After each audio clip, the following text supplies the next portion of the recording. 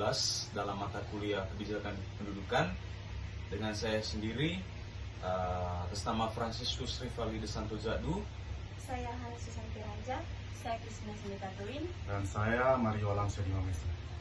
Jadi pada kesempatan kali ini kami kelompok 13 akan mencoba mempresentasikan hasil kerja kami dalam mata kuliah kebijakan kependudukan. Jadi di sini teman-teman kami akan membahas terkait hubungan antara perubahan iklim dan keputusan reproduksi masyarakat. Itu tema besarnya. Kemudian kira-kira judul yang kami ambil itu terkait fertilitas dan perubahan iklim. Jadi apakah krisis lingkungan itu mempengaruhi kebutuhan reproduksi gitu. Oke teman-teman, kita masuk kepada poin pertama ya, yaitu mengapa sih topik ini penting gitu.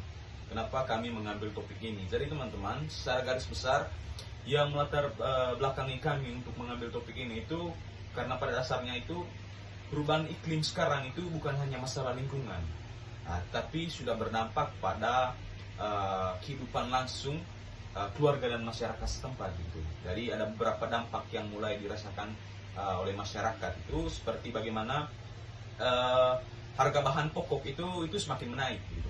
Kemudian air bersih itu semakin sulit untuk diakses oleh masyarakat. Kemudian bagaimana pendapatan petani itu semakin menurun.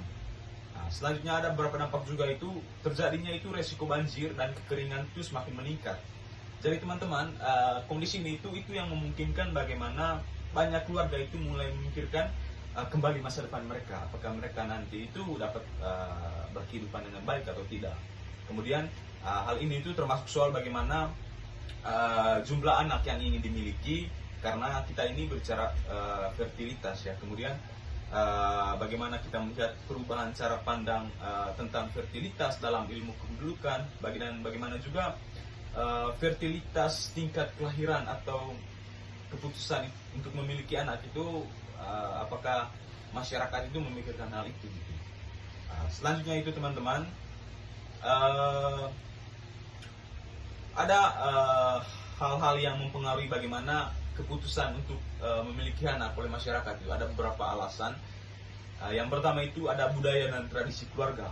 Kemudian ada nilai agama dan norma sosial, dan juga ada kondisi ekonomi yang dimana sekarang itu muncul faktor baru juga, yang dimana seperti kekhawatiran terhadap kondisi lingkungan, terhadap masa depan bumi begitu.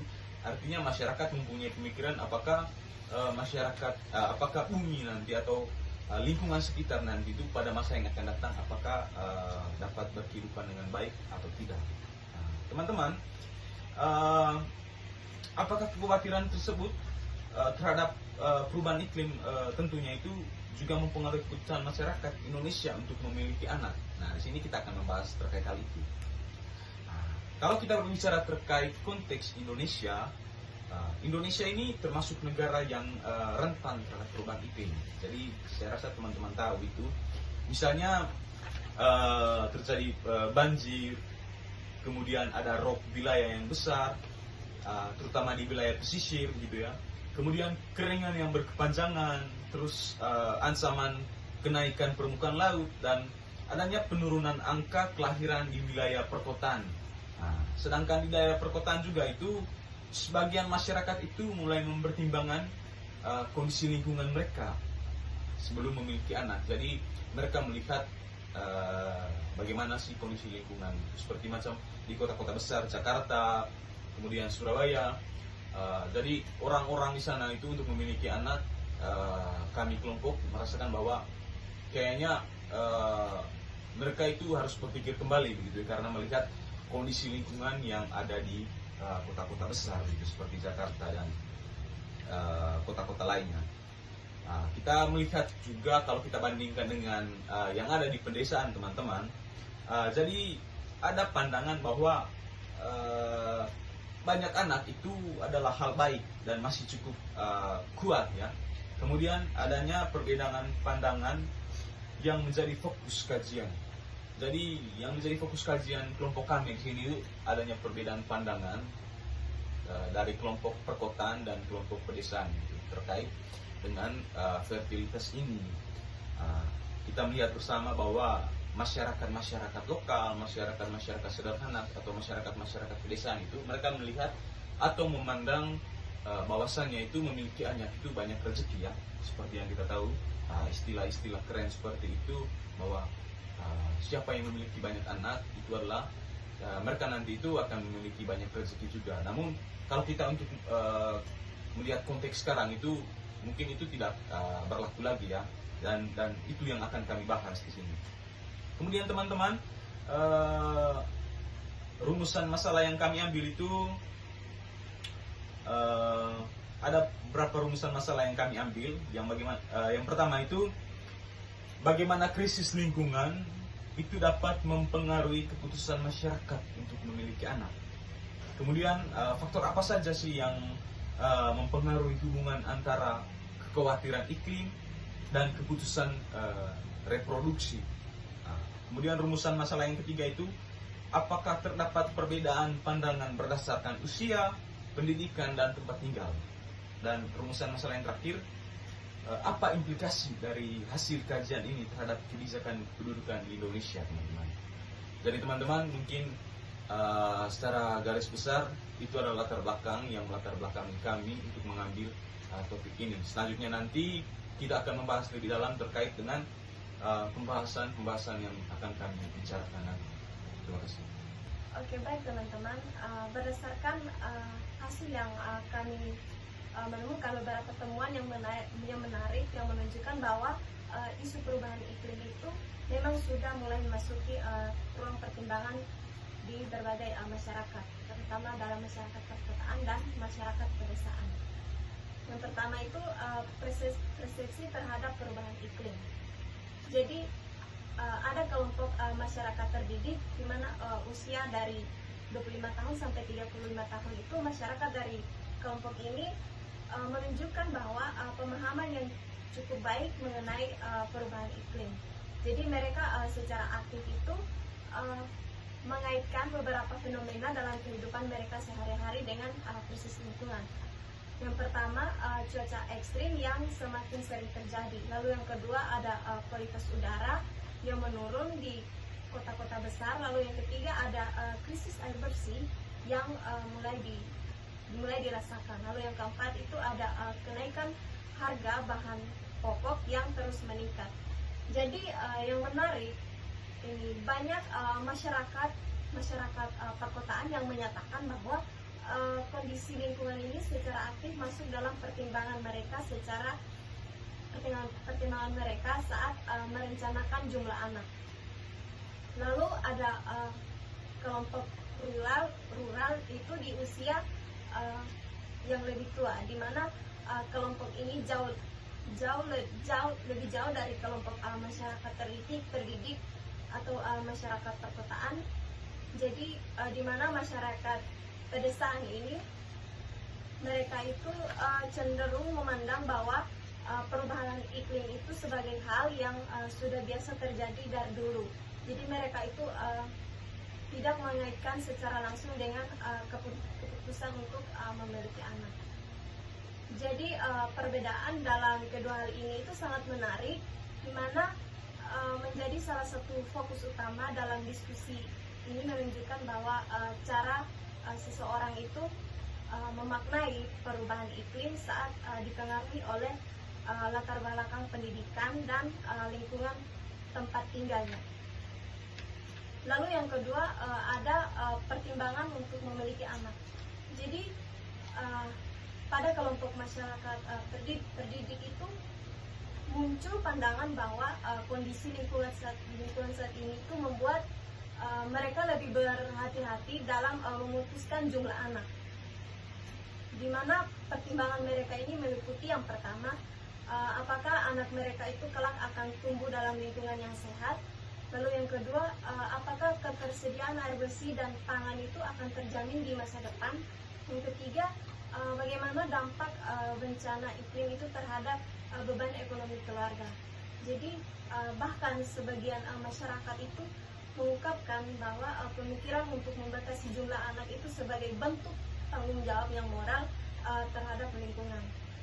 Di sisi lain, masyarakat itu menyatakan bahwa keputusan untuk memiliki anak lebih banyak itu dipengaruhi oleh faktor ekonomi, budaya, agama, bahkan oleh kondisi lingkungan global. Jadi mereka itu anak tetap menjadi bagian penting dari struktur keluarga dan sumber-sumber di masa tua. Oke, baik teman-teman, selanjutnya kita masuk ke berikut, yaitu faktor ekonomi sebagai jalur utama, di mana temuan ini adalah salah satu yang paling signifikan dari fertilitas dan perubahan iklim. Ternyata baik peserta urban maupun rural sama-sama mengakui bahwa dampak ekonomi dan perubahan iklim lebih terasa dibandingkan isu lingkungan sendiri. Selanjutnya saya akan bacakan jalurnya. Yang pertama itu perubahan iklim. Perubahan iklim menuju ke gagal panen, banjir, setelah itu menuju ke kekeringan dan ketidakstabilan ekonomi. Selanjutnya kenaikan biaya hidup, menuju ke kekhawatiran keuangan, dan menuju ke penundaan dan pembatasan jumlah anak. Dengan kata lain, perubahan iklim mempengaruhi keputusan reproduksi bukan secara langsung, melainkan memulai jalur ketidakpastian ekonomi. Ini adalah temuan yang sangat penting untuk kebijakan ini. Jadi, ini berarti bahwa ketika iklim memperburuk dan bencana meningkat, rumah tangga di Indonesia, baik petani di desa maupun kelas menengah di kota, secara otomatis menjadi lebih berhati-hati dalam merencanakan keluarga besar. Yang keempat itu ada perbedaan generasional yang tajam. Jadi ini memperlihatkan kesenjangan pandangan yang cukup jelas antara generasi muda dan generasi yang lebih tua. Dilihat dari generasi muda itu 25-35 tahun, yang pertama itu mengintegrasikan isu iklim dalam keputusan keluarga. Yang kedua, lebih sadar lingkungan melalui media sosial. Yang ketiga itu mempertimbangkan kualitas lingkungan untuk anak. Selanjutnya, cenderung menunda atau membatasi jumlah anak. Kalau dilihat dari generasi tua itu 40 tahun ke atas, yang pertama itu anak sebagai aset sosial dan jaminan hari tua. Yang berikut, iklim dianggap fenomena alam biasa. Yang berikut, nilai budaya dan agama lebih dominan. Dan yang terakhir itu mendukung keluarga besar. Jadi perbedaan ini menunjukkan adanya pergeseran nilai dalam masyarakat yang dipengaruhi oleh akses informasi dan pendidikan. Isu lingkungan secara perlahan mulai masuk ke dalam konstruksi dan reproduksi di kalangan generasi muda. Oke teman-teman, pada poin yang kelima yaitu peran nilai budaya dan agama. Nah teman-teman, meskipun kesadaran lingkungan meningkat, nilai budaya dan agama tetap memiliki pengaruh yang sangat kuat, terutama bagi peserta dari latar belakang agama yang kuat. Oleh karena itu, kekhawatiran lingkungan tidak serta-merta mengubah kekayaan mereka untuk memiliki keturunan. Yang berubah adalah bagaimana cara mereka membesarkan anak, yaitu dengan lebih memperhatikan nilai-nilai keberlanjutan lingkungan. Artinya teman-teman, bagi kelompok ini, lingkungan bukan alasan untuk tidak memiliki anak, tetapi menjadi motivasi untuk mendidik anak dengan lebih bertanggung jawab terhadap alam. Nah, teman-teman, pada poin yang ke-6 ada harapan terhadap peran pemerintah. Sebagian besar peserta menyatakan bahwa isu lingkungan belum terintegrasi secara jelas dalam program kependudukan yang ada. Mereka mengharapkan yang pertama, edukasi yang menggantikan keberlanjutan lingkungan dengan kualitas generasi mendatang. Yang kedua, program keluarga berencana yang mempertimbangkan kondisi lingkungan lokal. Dan yang terakhir, kebijakan pembangunan yang melindungi ekosistem generasi penerus. Oke teman-teman, selanjutnya pada pembahasan yang ke-6 ini kita akan membahas atau kita akan melihat bagaimana fertilitas dan perubahan iklim ini dalam konteks literatur ilmiah yang lebih luas. Gitu. Kemudian apakah kita menemukan konsistensi dengan penelitian global. Jadi ada beberapa poin yang akan kami bahas ini. Itu ada 4 poin kurang lebih. Jadi poin yang pertama itu konfirmasi teori IPCC. Jadi laporan IPCC ini menegaskan bahwa apakah dampak perubahan iklim ini tidak hanya mempengaruhi ekosistem, tapi bagaimana itu dapat mempengaruhi juga stabilitas sosial dan ekonomi masyarakat. Nah teman-teman, temuan FGD ini mengkonfirmasi bahwa hal ini itu masyarakat atau peserta itu lebih sering mengaitkan keputusan itu untuk memiliki anak dengan kenaikan biaya hidup dan begitu banyak ketidakpastian ekonomi itu akibat bencana iklim ya. Nah, jadi itu merupakan dari konfirmasi teori IPCC tadi. Selanjutnya itu ada teori EXO-ICT itu dan kesehatan reproduksi yang akan dijelaskan oleh teman saya. Oke, baik. Yang kedua itu tentang eco-anxiety dan kesehatan reproduksi. Jadi WHO itu telah mendokumentasikan fenomena eco-anxiety itu menunjukkan kecemasan ekologis, lalu menunjukkan sebagai dampak psikologis perubahan iklim yang nyata. Jadi kekhawatiran masyarakat terhadap kualitas hidup generasi mendatang itu tidak selalu berujung pada keputusan untuk tidak memiliki anak, tetapi mendorong seseorang untuk lebih mempertimbangkan jumlah anak yang direncanakan. Jadi ini berbeda dengan banyak orang yang berpikiran bahwa eco-anxiety itu akan membuat orang itu memilih tidak punya anak sama sekali. Faktanya bahwa banyak yang tetap ingin punya anak, hanya saja dengan lebih matang dan terencana. Oke, baik teman-teman, lanjut yang ketiga itu ada pendidikan sebagai mediator kunci. UNPA dalam laporannya menyebutkan bahwa pendidikan dan akses informasi adalah faktor kunci yang memediasi hubungan antara kesadaran lingkungan dan fertilitas. Temuan FGD kami mengonfirmasikan hal ini secara kuat. Yang pertama itu peserta urban yang lebih terpapar informasi global menunjukkan kecenderungan mengaitkan isu lingkungan dengan keputusan reproduksi. Yang berikut, peserta rural lebih dipengaruhi oleh norma budaya, agama, dan kebutuhan ekonomi keluarga. Jadi ini menunjukkan bahwa interferensi paling efektif untuk mengintegrasikan kesadaran lingkungan dalam perencanaan keluarga adalah untuk melalui jalur pendidikan dan akses informasi. Oke teman-teman, pada poin yang terakhir, poin yang 4, tentang pergeseran nilai reproduksi. Dari perspektif teori kependudukan, mulai dari Malthus hingga teori transisi demografi, perubahan nilai dan keputusan reproduksi selalu dipengaruhi oleh kondisi lingkungan atau sumber daya. Nah teman-teman, temuan FGD kami menunjukkan bahwa generasi muda memandang keputusan memiliki anak sebagai pilihan yang mempertimbangkan keberlanjutan lingkungan. Ini adalah pergeseran dan pandangan anak sebagai aset sosial ekonomi keluarga, menjadi tanggung jawab moral terhadap ekosistem.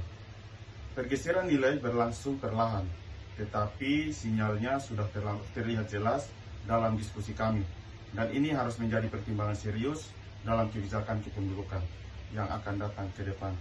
Nah teman-teman, kesimpulan yang kami ambil dari diskusi kami kali ini yaitu krisis lingkungan mulai terjadi salah satu pertimbangan dalam keputusan reproduksi, namun bukan sebagai faktor utama.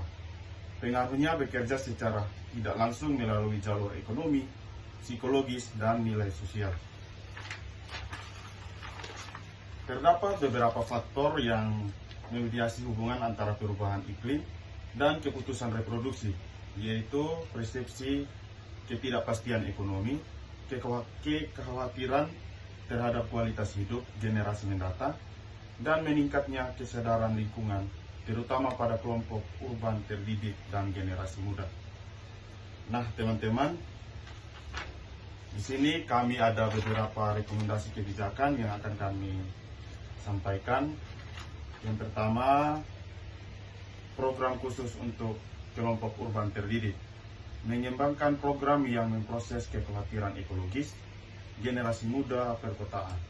Program ini harus berbasis bukti ilmiah dan menyediakan paduan praktis tentang bagaimana keluarga dapat berkontribusi pada keberlanjutan lingkungan. Yang kedua, ada rekomendasi pendekatan kontekstual untuk wilayah rural. Program ini di wilayah pedesaan dirancang dengan mempertimbangkan norma budaya, agama, dan kondisi ekonomi lokal. Tidak ada pendekatan tunggal yang cocok untuk semua konteks. Dan rekomendasi terakhir yang kami bagikan teman-teman yaitu penguatan jaringan pengamanan sosial. Pemerintah perlu memperkuat perlindungan sosial keluarga dari dampak ekonomi perubahan iklim. Ketika merasa lebih aman secara ekonomi, mereka dapat membuat keputusan reproduksi yang lebih sehat dan terencana.